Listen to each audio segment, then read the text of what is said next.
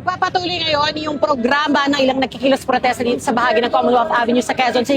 Kanina lamang po mga kapuso ay nagkagulo rito, nagkagirian yung hanay ng mga relihista at ilang miyembro ng QCPD o ilang mga pulis. May ilang relihista na inaresto ng mga pulis. Ang sabi po ng mga nakausap namin ilang miyembro ng QCPD, meron daw silang mga nakita na nag-vandalize at meron pang isang nanuntok ng pulis. Pero itinatanggi po yan ng mga nagrarally. Galit din yung president ng bayan o bagong alyansang makabayan na si Renato Reyes, at ang sabi niya ay hindi raw sa kanila ihinaharap yung mga kasamahan nilang inaresto.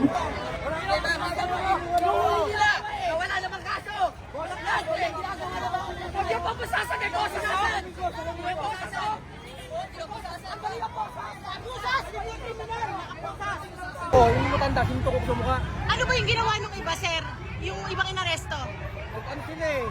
Magulo na, pero ang natatanda ko yung sinuntok sa akin. Matanda. Ginagawa nila, sinasaktan nila, mapayapa po yung pagrarally ng mga tao.